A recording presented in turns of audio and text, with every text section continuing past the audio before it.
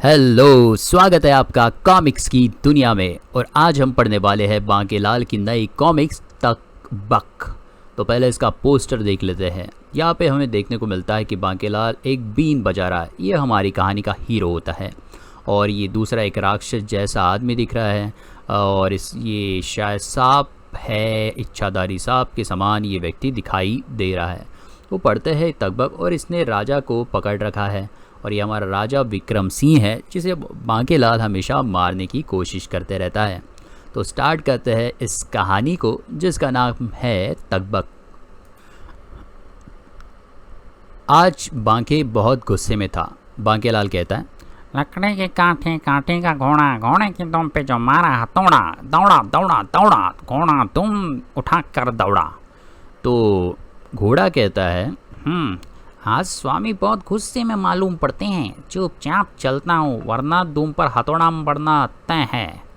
तो फिर बांकेलाल आगे कहता है, नानी तेरी मोरनी को मोर ले गए, बाकी जो बचाता साले चोर ले गए। फिर वो घोड़ा कहता है, पक्का बावला हो गया अपना स्वामी, गुस्से में होता है तो नन्हे मुन्नों के गाने गाने लगता है। बांकेलाल आगे और एक गाना गाता है, छोटा बच्चा जान के ना कोई आँख दिखाना रे, डूबी डूबी डब डब। घोड़ा कहता है, अबे पूरा विश्व भ्रमण करवाएगा क्या? ठहरो, एक पहाड़ी पर, एक पर्वत पर ये चढ़ रहे हैं, कैलाश पर्वत पे तो नहीं चढ़ गए। सैनिक आते रोकते हैं उन्हें, तुम आगे नहीं जा सकता। ये भगवान शिव का विश्राम स्थल है, यहाँ लोमड़ और पंगेबाजों का आना सख्त मना है। बांकेलाल कहता है, क्यों? मैं भोले शंकर से मिलने आया हूँ और उनसे मिलकर ही जाऊँगा। तो उसका द्वारपाल कहता है, ठीक है, कहता है भगवान, पंगेड़ी इंसान बिना पीटे नहीं मानते। बांकेलाल तो ये जो है भोले शंकर के सिपाही बांकेलाल की तरफ जाते हैं। बांकेलाल कहता है, रुक जाओ कमबख्तों, तुम्हें शायद पता नहीं कि मैं शिव कृपा से उत्पन्न हुआ हूँ। अगर मुझसे पंगा लिया तो देखो, शिव मेरे सपने में आए थे और उन्होंने कहा था मेरा उनसे मिलना बहुत ज़रूरी है। अगर तुमने शिव की आज्ञा की, देखो मुझसे मत उलझो, मेरा नाम बांकेलाल है, बहुत पछताओगे, बोल देता हूँ। लेकिन ये रुकते नहीं है। फिर बांकेलाल कहता है, नहीं मानते तो वो देखो, काला कौवा मोती लेकर उड़ गया। तो इनका ध्यान भटक जाता है और जैसे ही ध्यान भटकता है बांकेलाल आगे भाग जाता है। ओ रुक जा नामुराद, बेवकूफ़ बना दिया। बांकेलाल आगे जाता है। भोले शंकर बाहर निकलो, दादागिरी नहीं चलेगी, आज आर या पार का फैसला होगा। भोले शंकर बाहर आते, शिव को बाहर आना ही पड़ा। शिव कहते, अरे बेटा बांके, तू और सब कुशल मंगल? बांकेलाल कहता है, काहे का कुशल और काहे का मंगल, मेरी ज़िंदगी नर्क बना रखी है। एक छोटी सी इच्छा की थी, वो भी पूरी नहीं की गई आपसे। मैं कहता हूँ कसूर क्या है मेरा? शिवजी कहते हैं, अरे बेटा चौड़ा क्यों हो रहा है? जिसकी मौत जब होनी होती है तभी होती है, और विक्रम सिंह की मौत अभी आई नहीं थी। लेकिन अब तू फिक्र ना कर, मैं तुझे मोटे मुच्छड़ मनहूस की मृत्यु का मार्ग बताने जा रहा हूँ। बांकेलाल कहता है, क्या सच? बिल्कुल सच, कान इधर ला।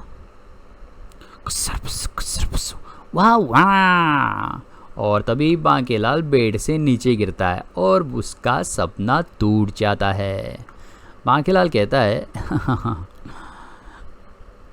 तेरी, मैं तो स्वप्न देख रहा था, परंतु सोचने वाली बात है, भोले शंकर स्वयं मेरे सपने में आए और मोटे की मृत्यु की भविष्यवाणी की, वरना अब तक तो मैं स्वप्न में शिव की भविष्यवाणी की बात कहकर अपनी गर्दन बचाता था। बांकेलाल कहता है, यानी भोलेनाथ को आखिर मुझ पर तरस आ ही गया। इस बार नहीं बचेगा वो मोटा जो कुंडली मारकर बैठा है सिंहासन के ऊपर। तभी कोई आवाज़ आती है, कौन नहीं बचेगा? बांकेलाल। महाराज आप? सेनापति कहता है, सुना महाराज, इसने आपके बारे में क्या कहा? आप कुंडली मारकर सिंहासन पर बैठे हो, ऐसे तो नमक हराम पाल रखे हैं आपने। महाराज, बांकेलाल कहता है, जाहिल सेनापति, मैं महाराज की नहीं, उस मुसीबत की बात कर रहा था जो जल्द ही महाराज के ऊपर मंडराने वाली है। जिसकी भविष्यवाणी अभी अभी भोले शंकर ने स्वप्न में आकर की। महाराज कहते हैं, अच्छा क्या भोले शंकर ने? बांकेलाल कहता है, ये मैं आपको नहीं बता सकता। आपको मेरे साथ इसी वक्त अकेले तपोवन की तरफ प्रस्थान करना होगा, और चूंकि हमारे साथ कोई तीसरा नहीं चल सकता, तो आप सेनापति को भी समझा दीजिए कि हमारे पीछे आकर जबरन की होशियारी ना झाड़े, वरना अगर कोई संकट आता है तो मैं जिम्मेदार नहीं। महाराज कहते हैं, सुन लिया सेनापति मरकब, सुन लिया सेनापति मरकब। जी जी महाराज। सेनापति कहता है, महाराज ठीक है। विक्रम के जाने के बाद बांकेलाल सेनापति से कहता है, बेटा मरकब, तू जो समझ रहा है बिल्कुल ठीक समझ रहा है, मगर तू मेरा कुछ नहीं बिगाड़ पाएगा। अगर कुछ उखाड़ सकता है तो उखाड़ ले, ये बांके की खुल्लम खुल्ला चुनौती है। सेनापति गुस्से में है। और फिर तपोवन के अंदर महाराज कहते हैं, यहाँ पे स्वामी लोग बैठे हुए हैं, हम तपोवन पहुँच तो गए बांके, अब बताओ आगे क्या करना है? बांकेलाल कहते हैं, अब हमें ढूंढना है ऋषि फूंक सरकाचार्य को। फूंक सरकाचार्य। महाराज कहते हैं, परंतु यहाँ तो बहुत सारे ऋषि तपस्या कर रहे हैं, इनमें से ऋषि फूंक सरकाचार्य कौन है, हमें कैसे पता चलेगा? बांकेलाल कहता है, भोले शंकर ने स्वप्न में मुझे ऋषि फूंक सरकाचार्य की पहचान बताई थी, आप बस मेरे पीछे चले आइए। थोड़ी देर बाद, मैं कभी बतलाता नहीं, पर अंधेरे में डरता हूँ मैं माँ, रात को जो शुशु लगे डर से नहीं जाता हूँ मैं माँ, बिस्तर गीला कर देता हूँ मैं माँ, केचुआ भी जो दिख जाए तो मुझे मेरी नानी याद आ जाती है ओ माँ, पतलून गीली कर देता हूँ मैं माँ, मेरी फूक क्यों सरकती है माँ, ओ मेरी माँ। कोई गा रहा है बस बेकार आवाज़ में। बांकेलाल कहता है, यही है ऋषि फूंक सरकाचार्य, शिव जी ने सपने में इनके बारे में ही बताया था। महाराज कहते हैं, अब वो तो ठीक है बांके, मगर अब आगे क्या करना है? ये है गाने वाला। आपको इन्हें जलील करना है महाराज। महाराज कहते हैं, क्या बक रहे हो बांकेलाल, तुम्हारा दिमाग तो ठिकाने पर है। बांकेलाल कहता है, मैं बिल्कुल ठीक कह रहा हूँ, ये ऋषि जलील होने पर ही प्रसन्न होते हैं। जल्दी कीजिए महाराज, इनसे जल मांगिए। महाराज कहते हैं, ठीक है, तुम कहते हो तो हम तैयार हैं। और महाराज कहते हैं, हे ऋषिवर, हम बहुत प्यासे हैं, कृपया थोड़ा जल प्रदान करें। तो बांकेलाल कहता है, ये क्या कर रहे हैं महाराज, आपको इन्हें जलील करना है। महाराज कहते हैं, ओह ठीक है। ए बुड्ढे, देख नहीं रहा तेरे सामने कौन खड़ा है? विशालगढ़ का राजा महावीर विक्रम सिंह। हमने कहा जल दे। महाराज और चिल्लाते हैं, अबे क्या कानों में रुई ठूसे पड़ा है क्या? ओ बैरे, ओ दड़ियल, अबे ओ खड़ूस। महाराज कहते हैं, ये तो हिल भी नहीं रहे। बांकेलाल कहता है, ये ऐसे नहीं मानेगा महाराज, इसके ऊपर मरा सांप डाल दीजिए, वो देखिए खो के अंदर पड़ा है। तो ये सांप पड़ा है, इसे उठा के डाल दो बोलते हैं। महाराज उसे उठाते हैं। तुम ठीक कहते हो बांकेलाल, हम अभी ये सांप ऋषि के गले में डालते हैं। महाराज बांकेलाल सोचता है, वो मारा, बन गया काम, बोले शंकर तुम धन्य हो। महाराज कहते हैं, तुम्हारी फूक सरकती रहती है ना बुड्ढे, अब इसे देख कर और ज़्यादा सरकेगी। ये देखो, इसके गले में सांप डाला तो ये डर गया। सांप। महाराज ने तलवार भी निकाल ली। महाराज कहते हैं, अरे इनको तो दिल का दौरा पड़ गया। तो वो कहता है, ऋषि हाय, मुझे सांपों से भय लगता है, अंततः उनसे बचे रहने के लिए ही मैं तपस्या करता रहता हूँ, ताकि ऋषि जानकर कोई सांप मेरे पास न फटके। ऋषि कहता है, किंतु सांपों के भय ने आखिर मेरी जान ले ली, परंतु जो इसके लिए उत्तरदायी है, यही सांप जीवित होकर उसे 24 घंटे के अंदर अंदर डस लेगा और उसकी मृत्यु हो जाएगी। महाराज कहते हैं नहीं। नहीं। बांकेलाल कहते हैं हाँ, वाह ओ वाह, मजा आ गया। तो महाराज कहते हैं ऋषि ने तो हमें श्राप दे दिया बांके, तुम तो कहते थे। ऋषि कहता है देखा महाराज, सेनापति कह रहा है मेरे ख्याल से, देखा महाराज मैं कहता था ना कि ये आस्तीन में छिपा सांप है। सेनापति मरकब तुम यहाँ कैसे? सेनापति कहता है मैं तो शुरू से आपके पीछे था, मुझे इस विश्वासघाती पर शुरू से संदेह था और मेरा संदेह सही निकला। इसने आपको ऋषि के हाथों, आपके हाथों ऋषि के ऊपर सर्प डलवाकर आपको श्राप दिलवा दिया। मैं अभी इस नामुराद का सिर धड़ से अलग कर देता हूँ। महाराज कहते हैं ठहरो सेनापति, राजा हम है तुम नहीं, हमें बताओ बांके ये सब क्या चक्कर है? तो बांकेलाल कहता है चक्कर का तो घन चक्कर हो गया महाराज, वो भी इस नामुराद सेनापति की वजह से। सेनापति कहता है क्या मतलब? मैंने पहले ही मना किया था कि मेरे और महाराज के अतिरिक्त इस तपोवन में कोई तीसरा नहीं आएगा, पर आपका ये शकी सेनापति नहीं माना, अब भुगतो। महाराज कहते हैं तुम कहना क्या चाहते हो बांके? मतलब ये है महाराज कि स्वप्न में शिव जी ने मुझे बताया था कि एक खास मुहूर्त है, आपके हाथों ऋषि फूक सर्काचार्य के गले में मृत सर्प डलवाने पर उनका सर्पों के प्रति भय चला जाएगा और वो आपको प्रसन्न होकर अक्षय विष शक्ति देंगे, जिससे भविष्य में कोई सर्प आपको नहीं डस पाएगा। पर सेनापति ने बीच में आकर सब गड़बड़ कर दी। सेनापति कहता है महाराज ये आपकी गर्दन बचाने की, अपनी गर्दन बचाने के लिए झूठ बोल रहा है, जबकि महाराज कहते हैं खामोश सेनापति, तुम हमेशा बांके के पीछे हाथ धोकर पड़े रहते हो और उस पर उलूल जुलूल इल्ज़ाम लगाते हो, पर इस बार तुमने अति कर दी। हम महावीर हैं, हमें मृत्यु का भय नहीं है, परंतु तुमने हमारी आज्ञा की अवहेलना की है। आज हम तुम्हारा। तभी बांकेलाल कहता है ठहरिए महाराज, ये समय इन विवादों में उलझने का नहीं है। आपके ऊपर प्राणघातक संकट मंडरा रहा है, हमें पहले आपकी प्राण रक्षा के बारे में सोचना चाहिए। महाराज कहते हैं देखा सेनापति, तुम्हारे इन घटिया आरोपों के बावजूद बांके को अपने अपमान से ज्यादा हमारे प्राणों की चिंता है। महाराज कहते हैं आगे, परंतु बांकेलाल ऋषि ने हमें श्राप दिया है, अगर ऋषि जीवित होते तो श्राप मुक्ति का कोई उपाय भी निकाला जा सकता था, परंतु बांकेलाल कहता है ऋषि ने श्राप दिया है कि सर्प जीवित होकर आपको डसेगा, परंतु यदि हम उसके जीवित होने से पहले उसको जला दे तो। महाराज कहते हैं सुना नहीं तुमने सेनापति, जल्दी से इस सर्प के ऊपर घास फूस डालकर आग लगा दो।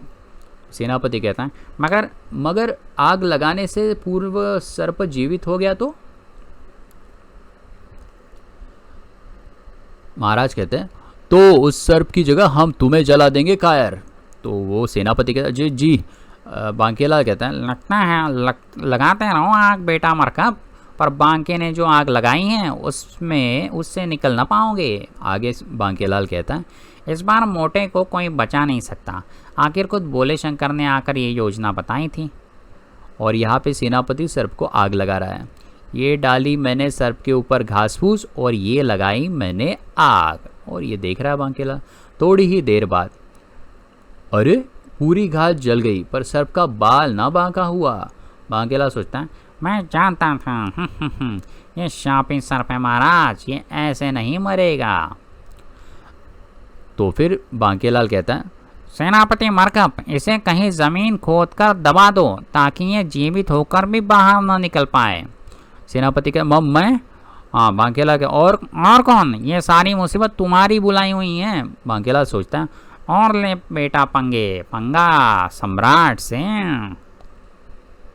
और फिर महल पहुंचने के बाद रानी चूड़ियाँ पटकती है नहीं, और ये दासी कान में हाथ डाल रही है। बांकेलाल ने कान में हाथ डाली, इतनी जोर से चिल्लाई रानी नहीं। महाराज कहते हैं बस कर करकशा, मेरा मतलब है कोकिला प्रिय, अभी हम जिंदा है। रानी कहती है यहाँ मेरी ओ सॉरी बांकेलाल की आवाज़ होगी। यहाँ मेरी जान पर बनी है और आप कहते हैं कि बस करूँ। मैं कहती हूँ क्या ज़रूरत थी वन में जाकर ऋषि मुनियों के साथ सांप सांप खेलने की। जब भी मैं कोई नई साड़ी या आभूषण लेती हूँ तब कि आप नए नए पंगे लेते रहते। गुर्र। जब भी मैं नई साड़ी लेती हूँ आप पंगे लेते हो। बांकेलाल कहता है ये समय वाद विवाद का नहीं है महारानी जी। महाराज के सिर पर सर्पदंश का खतरा मंडरा रहा है। हालांकि सांप को जमीन के नीचे दबा दिया गया है, लेकिन हो सकता है वो वहां से बाहर निकल जाए। जब तक 24 घंटे ना गुजर जाए हमें सावधान रहना होगा। मंत्री कहता है बांकेलाल जी सही कह रहा है महाराज। हो सकता है सांप अब तक जीवित होकर बाहर आ भी चुका हो। हमें फौरन सांप को रोकने का कोई प्रबंध करना होगा। तो ये दूसरा मंत्री कहता है प्रबंध मंत्री, इसकी आप बिल्कुल भी चिंता मत कीजिए महामंत्री जी। मैं ऐसा प्रबंध करूंगा कि मेरी अच्छी कमाई, मेरा मतलब सांप के आसपास भी नहीं फटक पाएंगे। महाराज के आसपास भी सांप नहीं फटक पाएगा। आगे चलते हैं। मंत्री कहता है मेरे विचार से सभी अपनी अपनी राय दें कि महाराज की प्राण की रक्षा किस प्रकार हो सकती है। तो दरबार में सब राय देंगे। ये राय साहब आगे, मेरे विचार से महाराज को बिना रुके पूरी रात्रि महामृत्युंजय मंत्र का जप करना चाहिए। दूसरा कहता है मेरे विचार से महाराज को अस्त व्यस्त से बनी विशेष पोशाक पहननी चाहिए, जिस पर सर्पदंश तो क्या अग्नि लहरों का भी असर नहीं होता, मतलब ना हो पाए। आगे तीसरा कहता मेरे विचार से तो महल के चारों ओर स्वादिष्ट पकवान और दूध से भरे विशाल पात्र रखवा दिए जाए, ताकि सांप दूध और पकवानों का आनंद उठाकर प्रसन्न हो जाए और बिना किसी को हानि पहुंचाए वापस लौट जाए। सब बढ़िया बढ़िया सुझाव दे रहे हैं। और एक सुझाव है मेरे विचार से महाराज की सुरक्षा के लिए एक अभेद महल का निर्माण करना चाहिए, जिससे होकर एक चींटी भी अंदर प्रवेश ना कर पाए। सेनापति कहता है मैं कुछ बोलूं? तो लोग कहते हैं नहीं। मंत्री कहता है सुझाव तो सबके अच्छे हैं महाराज, अब आप ही तय करें। महाराज कहते हैं अरे ये सब रहने दो महामंत्री, हम महावीर है। अगर सांप हमारे सामने आया भी तो हम उसे चीर कर रख देंगे। रानी कहती है क्या बोला? महाराज कहते हैं मेरा मतलब है हमें समझ में नहीं आ रहा कि कौन सा सुझाव सबसे अच्छा है। तो मंत्री कहता है मैं कुछ बोलूं? महाराज कहते हैं हरगिज नहीं। तो दूसरा प्रबंध मंत्री कहता है जो फैसला करना है जल्दी कर लो, क्योंकि सुझाव जो भी हो कमाई मुझे ही, मेरा मतलब प्रबंध मुझे ही करना है। ये लालची और है ना पैसा खाते रहता है प्रबंध मंत्री। मंत्री कहते हैं महामंत्री यह सबसे ज़्यादा समझदार तुम ही हो बांकेलाल, अब तुम ही बताओ कि कौन सा सुझाव सबसे अच्छा है। बांकेलाल कहता है सारे सुझाव आजमा के देख लो, घंटा कुछ कर पाओगे। तो मंत्री कहता है ये तुम क्या कह रहे हो बांकेलाल? बांकेलाल कहता मेरा मतलब है हमें सारे सुझाव आजमा के देख लेने चाहिए, क्योंकि एक तो हमारे पास ज़्यादा घंटे नहीं बचे और दूसरा हमें महाराज की सुरक्षा में कोई कमी नहीं रखनी चाहिए। तो सब तैयारी, सभी सुझाव रखे जा रहे हैं और सभी सुझावों का पालन भी हो रहा है। और फिर ये लगा रहा है प्रबंध मंत्री खाने के पकवान वहाँ पे बाहर। चलो चलो अभी महल के चारों ओर दूध और मिष्टानों से भरे विशाल पात्र रखने हैं। ओके आगे चलते हैं। ये अलादीन करके कॉमिक्स है, कभी कभी हम ये कॉमिक्स भी स्टार्ट करेंगे, लेकिन पहले बांकेलाल को तो ख़त्म करें। फिर महाराज कहते हैं उफ ये कैसे वस्त्र पहना दिए कपड़ा मंत्री, हमें बहुत गर्मी लग रही है। वो कहता है महाराज कोई भी चीज़ इस पोशाक को भेदन नहीं कर पाएगी। हाँ ठीक है। और महाराज कहते परंतु रानी कहती है चुपचाप इसे पहन रखो, ये सारी मुसीबत तुम्हारी बुलाई हुई है। तभी महाराज जल्दी चलिए। अबे तुम्हें क्या खुजली हो गई भवन निर्माण मंत्री, तुम्हें क्या खुजली हो गई भवन निर्माण मंत्री? तो भवन निर्माण मंत्री कहते हैं महाराज मैंने आपको सुरक्षा के लिए अभेद महल बनाया है, आपकी सुरक्षा के लिए अभेद महल बनाया है, जल्दी से प्रवेश करें फिर देखे सांप तो क्या, सांप का बाप भी उसमें प्रवेश नहीं कर पाएगा। तो रानी कहती, अच्छा तो फिर जल्दी चलो।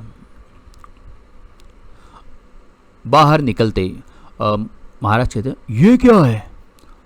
मंत्री कहता, यही तो है अवैध महल। नास पिटे, महाराज कहते हैं, नास पिटे भवन निर्माण मंत्री, ये तो समाधि है, तुमने हमारी जीवित समाधि बना दी। प्रबंध मंत्री कहता है, उप गला छोड़िए महाराज, ये समाधि नहीं बल्कि महल का प्रवेश द्वार है। बाप रे, ये तो महाराज की कब्र बना दी इसने। ये देखिए महाराज, ये भूमिगत महल है, इसको समाधि की तरफ बनवाने का सुझाव तो बांकेलाल जी ने दिया था।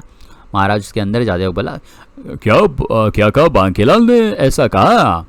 जी हाँ महाराज, वैसे तो महल पूरी तरह अवैध है और बांकेलाल कहता है, सांप इसके अंदर प्रवेश नहीं कर पाएगा, पर अगर वो समाधि को देखेगा तो भ्रमवश इसमें वैसे ही प्रवेश नहीं करेगा। महाराज कहते हैं, वाह, योजना हो तो बांकेलाल जैसी हो, वरना ना हो।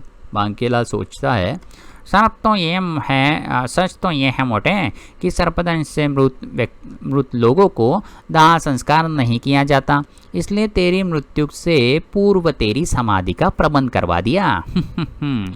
और ये कहते हैं, कब्र के अंदर प्रवेश करे महाराज। चलो बाके। हाँ चलिए। अंदर महारानी कहती, वाह क्या शानदार कलाकृति है, क्या नक्काशी है, ऐसा लगता है जैसे महल की दीवार ना होकर गुफाओं की उबड़ खाबड़ सतह हो। महाराज कहते, अरे मूढ़मती महारानी, ये उबड़ खाबड़ सतह ही है। अंदर महाराज कहते हैं, क्या रे भवन निर्माण मंत्री, ये महल बनाया है या पशुओं की गौशाला? तो महल निर्माण मंत्री कहता है, गड़बड़ महाराज, जल्दी में इतना ही काम करवा पाया, बाकी का सामान प्रबंध मंत्री की बुआ के पास भिजवा दिया। बांकेलाल कहता है, छोड़िए ना महाराज, मरने के बाद भला ये चीज़ें आपके किस काम की?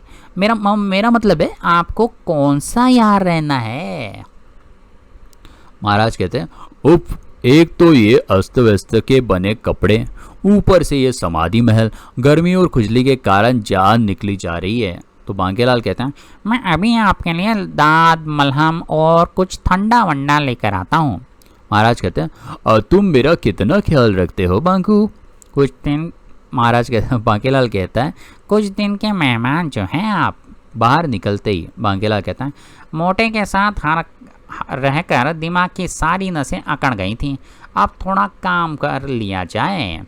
अब माना कि इस बार खुद भोले शंकर मेरी योजना के सूत्रधार हैं, मगर मेरा भी कुछ फर्ज बनता है ना, और इसकी शुरुआत करूँगा खान पान मंत्री का हाजमा खराब करके।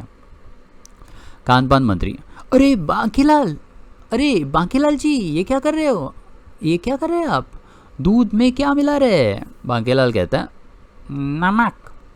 तो वो कहता है, नमक? मगर इससे तो सांप इस दूध को नहीं पिएगा और क्रुद्ध हो जाएगा। बांकेलाल कहता है, ये विषय सर्प है खान पान मंत्री, इसे अगर बिना नमक का दूध पिलाया तो वो क्रुद्ध हो जाएगा। तो मंत्री कहता है, अच्छा आप कहते हैं तो सही होगा। बांकेलाल कहता है, अब बारी है भवन निर्माण मंत्री की, बस ये किया मैंने समाधि में छेद। भवन निर्माण मंत्री कहता है, ये क्या कर रहे हैं बांकेलाल? बांकेलाल कहता है, देख नहीं रहा, छेद कर रहा हूँ। तो भवन निर्माण मंत्री कहता है, पर छेद कर क्यों रहे हो? कहीं इस रास्ते सांप आ गया तो बांकेलाल कहता है, अरे मूर्ख, महल के अंदर प्राणवायु जाने का कोई मार्ग नहीं है, अगर सर्प ना भी आया तो भी अंदर सभी दम घुटकर मर जाएंगे। तो प्रबंध निर्माण मंत्री कहता है, पर अगर फिर भी सर्प अंदर आ गया तो बांकेलाल कहता है, तो वह जाली लगा दो, जिससे सर्प भी अंदर ना आ पाएगा और प्राणवायु भी आती रहेंगे। जैसा तुम कहो बांकेलाल। आगे बांकेलाल कहता है, अब जरा चल के देखूं प्रबंध मंत्री ने सर्प के स्वागत के लिए क्या क्या प्रबंध किया है। मंत्री कहता है, जैसे ही सर्प आता है दिखे, सब एक साथ शुरू हो जाना, समझ गए? हाँ हाँ हाँ हाँ जी समझिए, हाँ जी साहब, हाँ साहब समझ गए हम सब लोग, हाँ हाँ समझ गए। ये सारे सपेले। ओके, बांकेलाल कहता है, ये लोग कौन है प्रबंध मंत्री? प्रबंध मंत्री कहता है, ये सभी अपने अपने क्षेत्र के छठे हुए सपेरे हैं। बड़ी मुश्किल से इनको विशेष दूत ग्रामी रथभोज भेजकर बुलवाया है।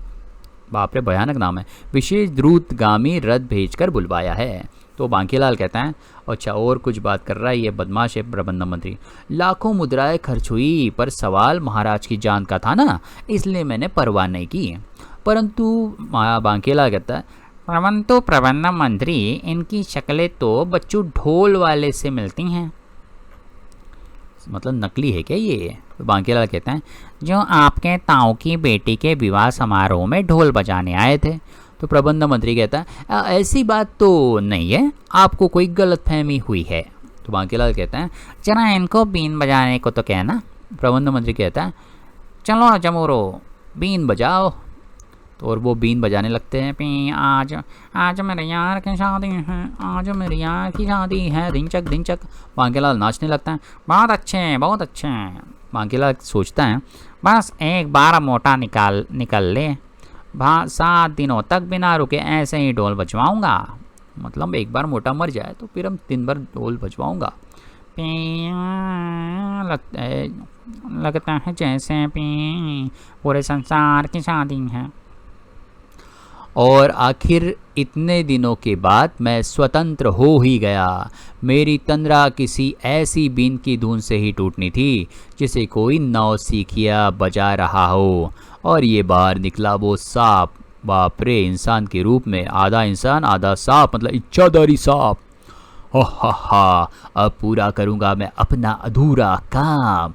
मुझे आज भी वो दिन याद है जब मैं अपनी पूंछ के बल सीधा खड़ा भोले शंकर की साधना कर रहा था। हाँ, मैं भोले भोले चिल्लाऊंगा केचुली फाड़ के। बेटा, केचुली फाड़ लेगा तो दूसरों को क्या मुंह दिखाएगा? प्रभु आप आ ही गए। दोबारा कोई नहीं है, फिर से कर दिया तपस्या का बेड़ा गर्क। कौन है ये जो बार बार उंगली कर रहा है?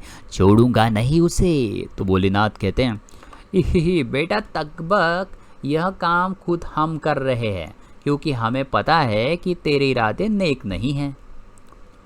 आखिर एक दिन मेरी तपस्या से भोले शंकर पिघल ही गए। आंखें खोलो बस। और आप ही हो ना भगवान, कहीं फिर कोई मेरे साथ मस्ती तो नहीं कर रहा? भगवान कहते हैं, नहीं, बस जो मस्ती होनी थी वो हो चुकी है, अब तुम वर मांगो। तो वो कहता है, भगवान आप तो अंतर्यामी हो, आप तो सब जानते हो। तो भगवान कहते हैं, हाँ हमें पता है, तुम्हें हमारे कंठ का विष यानी हलाहल का अंश चाहिए ताकि तुम नागलोक के सबसे शक्तिशाली नाग बन जाओ। तो वो कहता है, जब इतना सब कुछ जानते ही हो तो खाली पीली समय क्यों खोटी कर रहे हो भगवान? भगवान कहते हैं, ये लो हमारे हलाल का अंश। तो भगवान अपना हलाल उसे देते हैं, ये है हलाल, ये है हलाल, ये है। शुक्रिया भगवान। अच्छा बेटा, अब मैं चलता हूँ। तो वो कहता है, अरे रुको तो भगवान, कुछ चाय नाश्ता तो करते जाओ। चलो चाय नाश्ता ना सही, एक कहानी सुनते जाओ। तो वो कहानी सुनाता है। एक था असुर बावला, कर रहा था कठोर तपस्या आपकी। ना शीत की चिंता थी उसे और ना ताप की। हुए प्रसन्न आप दिया वरदान, खेती थी आपके बाप की। जिसके सर पर हाथ रखोगे देह हो जाएगी राख की। मतलब जिसके सर पर हाथ रखेंगे वो राख में बदल जाएगा। भस्मासुर की बात कह रहा है। अबे तूने तो भस्मासुर की कहानी सुना दी, शुरू कर दी। वो कहता है, हे बिल्कुल सही समझे प्रभु। तो भगवान कहता है, ये कहानी सुनाने का तात्पर्य, हे आप तो अंतर्यामी हो प्रभु, सब जानते हो। तकबक के बच्चे तेरी नीयत पहले से ही पता थी हमें, तभी तो हर बार आवाज़ देकर तेरी तपस्या भंग कर रहे थे। मतलब इसने अपना विष भगवान पर छोड़ दिया। ये देखिए, भगवान पे विष छोड़ दिया इसने, लेकिन भगवान ऑब्वियसली बचने ही वाले, वो भगवान है। वो कहता है, अच्छा तो मेरी तपस्या को सत्यानाश आप ही पिट रहे थे। भगवान कहते हैं, तो क्या समझता है बेटे, मेरे दोनों कानों के बीच कुछ नहीं है। तो वो कहता है, पहले तो मैं आपको इसलिए मारना चाहता था ताकि हलाल का बाकी भाग भी हासिल कर सकूं। वरदान मिला होने के कारण हलाल मुझे नुकसान नहीं पहुंचा सकता, मगर अब तो तपस्या भंग करने वाली खुन्नस भी शामिल हो गई। तो भगवान कहते हैं, तेरे प्राणों के साथ तेरी खुन्नस भी खत्म करता हूँ। और वो त्रिशूल उस पर मारते हैं। ये कैसे हो सकता है? हलालधारी को कोई चीज़ नहीं मार सकती। भगवान कहते हैं, तू मर नहीं रहा बेटा, मूर्छा में जा रहा है, और अब तू तभी जागेगा जब कोई ऐसी बीन की धुन सुन लेगा जिसे कोई नौसिखिया ही बजा रहा हो। इस तरह से इसको मिला था श्राप, और चूंकि तूने हम पर प्रहार किया है इसलिए हम तुझे ये श्राप देते हैं कि और बस इसके आगे कुछ सुनने से पहले ही मैं मूर्छित हो गया, और आखिर आज मेरी मूर्छा टूट ही गई। अब समय है अपने अधूरे काम को पूरा करने का। अब आगे देखें, अगले पार्ट में हम देखेंगे कि तबक की योजना क्या है और तगमक को शिव जी ने आगे क्या कहा था। इसे जानने के लिए देखिए इस कहानी का अगला पार्ट। तो हमने इस कहानी को 2 पार्ट में डिवाइड किया था। ये है पहला पार्ट, और मिलते हैं नेक्स्ट पार्ट में। तब तक के लिए अपना ख्याल रखिए। शब ब खैर, बाय बाय।